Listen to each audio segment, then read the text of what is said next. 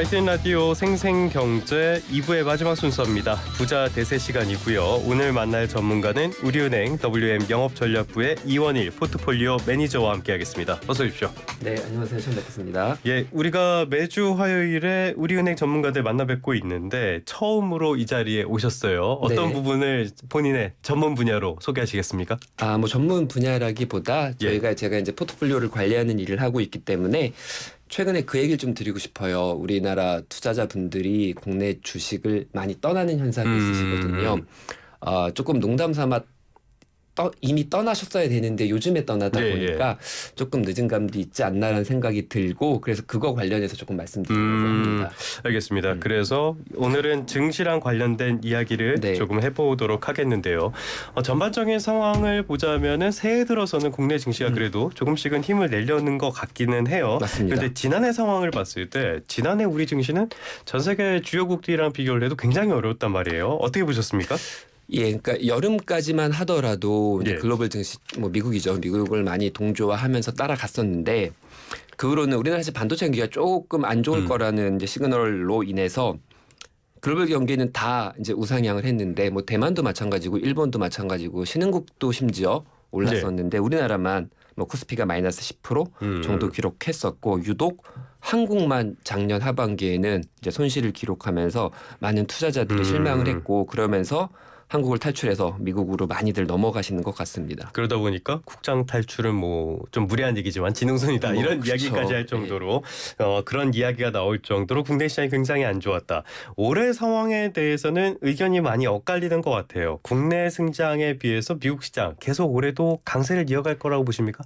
네, 국내 시장의 뷰는 조금 엇갈리지만 미국 시장에 대한 뷰는 사실 일방향이라고 저는 지금 보고 있어요. 지금 나오는 리포트들을 보면 이제 2023년 말에 미국이 4,800 정도, 그러니까 2024년 시작할 때 4,800 정도로 그리고 S&P 500 말씀하시는 거죠? S&P 500이 그래서 5,900 포인트까지 올라가면서 대략 한 22% 3% 정도 올랐는데요. 이제 말씀하신 2025년에 미국에 대한 뷰는 상당히 화끈합니다. 지금 5,900에서 7,000까지 대략 한 20% 이상 올라갈 거라고 보는 뷰도 있고요. 평균적으로 보면 한 10% 정도 이상은 올라갈 거라고 보고 있습니다. 아주 보수적으로 보는 하우스들도 적어도 한 4, 5%는 올라갈 거라고 보고 있거든요. 그러면 어찌됐건 강세가다. 맞습니다. 그러면 지난 2, 3년간 잘 달렸는데 또 이렇게 좋은 전망이 있으니 이제 미국에 투자하는 게 맞지 않을까 이런 마음으로 미국으로 많이 넘어가는데요.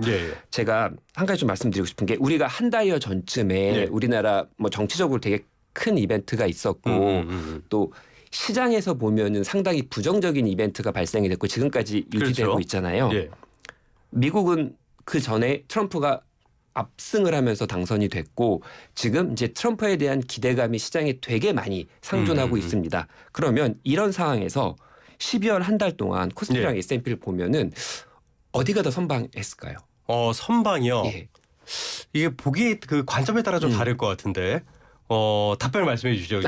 그러면 이게 많은 분들이 12월에도 미국이 계속 올라가지 않았을까 한국은 계엄 여파로 많이 떨어지지 않았을까라고 생각하시는데 12월 한 달의 수익률은 둘 다 약간씩 빠졌지만 오히려 코스피가 더 좋습니다.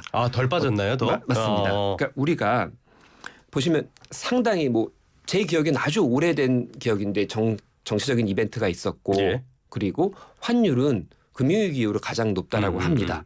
그리고 주가는 되게 많이 빠졌을 것 같은데 생각보다 안 빠졌어요. 코스닥도 마찬가지인데 코스닥이 되게 변동성이 큰 종합주가 지수인데 11월 말 주가랑 12월 말 주가랑 소수점 두째 자리까지 똑같아요. 그럼 하나도 이제 안 빠진 거죠. 이제 그렇게 생각보단 다르게 국내 시장이 버티고 있었습니다.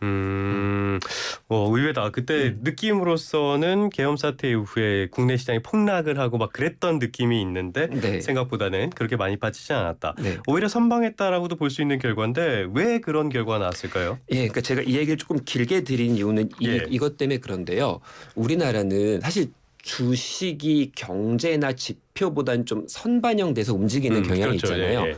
여름부터 우리나라는 상당히 경기에 민감한 섹터들의 이익 성장률이 낮아지면서 이익 추정치가 낮아지면서 주가가 상당히 먼저 조정을 받기 시작했고 그러니까 실적이 나빠질 것 같으니까 주가부터 맞습니다. 팍 빠졌다. 맞습니다. 그러면서 일정 밴드 이하까지 주가가 급락하는 바람에 사실 지금 쉽게 말씀드려서 더 빠질 수 있는 룸 자체가 되게 좁아져 버린 예, 예. 거죠. 그러다 보니 악재가 되게 큰 악재들이 발생됨에도 조금 빠졌다 멈추고 조금 빠지다 멈추다가 또 조그만 호재가 나오면 주가가 반등을 합니다. 그래서 지금 최근에 올해 들어서도 주가가 지금 뭐 코스피 기준으로 거의 4, 5% 올라가고 있는데 별 이벤트가 없었거든요. 그렇죠. 그래서 제가 예. 지금 드리고 싶은 말씀은 이렇게 정치적인 이벤트 우리가 지난 수십 년간 두 번의 탄핵 소추가 있었고 한 번은 지금 국민의당, 한 번은 국민의힘, 한 번은 지금 민주당, 그리고 한 번은 기각, 한 번은 인용이 됐어요. 예. 그런데 그런 정치적 이벤트의 결과를 보면 상승하던 장에서는 결국 계속 올라가고 하락하는 장에서는 다시 빠지고 그냥 그런 결과를 보여줬거든요. 그렇다면 지금 우리가 어떤 이벤트가 발생돼서 크게 조정을 받는다라면 지금 밸류에이션에서는 국내 주식을 버릴 필요는 저 없다라고 말씀드리고 싶습니다. 오히려 어떤 수익성 같은 거를 기대하기에는 국내 증시가 더 나을 수도 있다.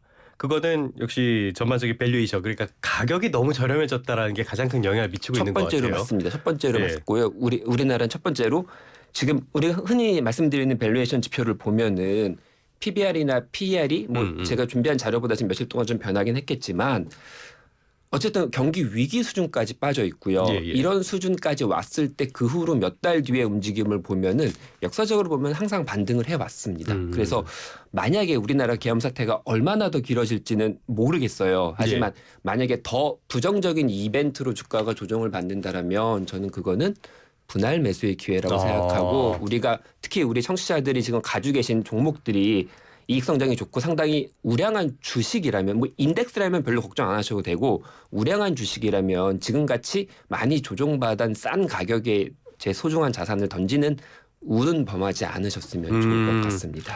알겠습니다. 역시 국내 증시는 가격적인 매력이 굉장히 부각되는 시점이라고 할 수가 있고요. 네. 이 부분에서 하나 살펴볼 게 앞서서 미국 증시를 말씀을 해주셨는데 네. 미국 증시가 워낙 오르다 보니까 네. 지금 좀 오버밸류 구간이 아니냐, 너무 과대평가된 것이 아니냐 이런 평가도 나오고 있거든요. 예. 그러면은 올해 약간 조정을 받을 가능성 이런 거에 대해서는 어떻게 보십니까? 저는 이 말씀을 드리고 싶어요. 미국은 지금 예. 오랫동안 달리고 있는데 여전히 에너지가 계속 보충이 되고 있거든요. 단기적으로 미국의 모멘텀을 깨질 환경이 아주 단기적으로는 안 보입니다. 왜냐하면 여기에 네. 같은 이제 피어 그룹에 있는 유럽이나 일본 자체가 미국보다 경기가 되게 열위하고 또 지금 앞으로 이끌어갈 산업의 핵심 산업들을 미국이 가장 앞서 나가면서 그렇죠. 가장 예. 크게 지원을 하고 있기 때문에 단기적으로 이런 모멘텀 말씀하신 것처럼 지금은 일정 부분의 버블 수준으로 가고 있다라는 건 부인을 못합니다. 미국의 밸류는 IT 버블 이후로 가장 높습니다. 네, 예. 그렇기 때문에 이 밸류에이션이 계속 유지되기 위해서는 주가가 빠지거나 이익이 급격히 늘어나야 되는데 주가 상승을 이익 성장이 못 따라오고 있거든요. 그렇죠, 그러면 그렇죠. 단기적으로 이 모멘텀을 즐기되 지금 미국에 투자하시는 분들의 수익은 상당히 크거든요. 그럼 이거를 수익을 계속 걷어들이는 구간으로 올해 아하. 상반기를 가져가시는 게 맞을 것 같고요. 예. 만약에 미국이 조정을 단기간에 받는다라면 그래서 모멘텀이 꺾인다면 그거는 저가 매수가 아니라 그때는 이제는 모멘텀이 조금 사라지는 구간이기 때문에 그럴 때는 조금씩 비중을 줄여나가자. 줄여나가는 그래서 것이. 올해는 네. 미국을 늘리시기보단 지금 가격에서 물론 더 오를 수 있겠지만 지금은 이익을 그러니까 수익을 실현하는 네. 구간으로 보시면 좋을 차익 것 실현을 같습니다. 하는 그런 구간으로 봐야 되고 그렇습니다. 지금은 더 들어가기보다는. 맞습니다. 그러면 지금 포트폴리오를 만약에 짠다. 국내와 해외 시장에 어떤 비중을 둔다라고 했을 때 어느 정도 비중이 적절하다고 보십니까? 네, 사실 그게 이제 개개인별의 위험 성향이 훨씬 더 중요하거든요. 뭐 저나 이제 기자님이나 그 위험 성향이 많이 다르실 거기 때문에 저는 저축해요. 그러니까 저는 또 되게 공격적으로 운영을 하거든요. 예. 그렇지만 이건 말씀드릴 수 있는 게 기본적으로 제가 미국에 대해서 조금 부정적인 뉘앙스를 말씀드렸지만 저희 은행의 포트폴리오의 핵심은 미국입니다. 여전히 미국이 가장 크고요. 네네. 한국은 그 비중의 반 정도밖에 되지는 않습니다. 네. 그리고 이거는 국민연금도 마찬가지인데 국민연금도 제 기억에 맞다면 지금 글로벌 주식 비중이 한국의 2배 이상으로 늘어났습니다. 네. 결론적으로 단기적으로는 지금 한국이 조정을 받았기 때문에 비중을 가지고 가시지만 내가 이제 앞으로 뭐 1년, 2년 큰 포트폴리오를 유지하신다라면은 뭐 주식과 채권의 비중은 이제 개개인의 위험 성향에 따라 다르시겠지만 주식 안에서의 비중은 핵심은 미국을 가져가시고 시장이 바뀌면서 예를 들어서 뭐 미국이 비싸지거나 한국이 싸지거나 네네. 이럴 때 조금 전술적으로 비중을 조정하는 방법 정도로 말씀드리고 싶고 그냥 숫자로 말씀하면 저는 여전히 30% 정도의 채권을 계속 가져가고 있고요. 최근에 예. 채권 수익률이 좀 안 좋아요. 반대로 주식을 한 60에서 65%를 가져가고 있는데 그중에 거의 50%가 미국이었다가 최근에 계속 미국의 비중을 조금씩 줄이고 있는 과정입니다. 알겠습니다. 비중을 줄여나가는 것도 앞서서 말씀해 주셨던 그런 거랑 연결이 돼 있는 것 같습니다. 네. 지금까지 우리은행 WM 영업전략부의 이원일 포트폴리오 매니저와 함께 다양한 이야기 나눠봤습니다. 오늘 말씀 고맙습니다. 네, 감사합니다.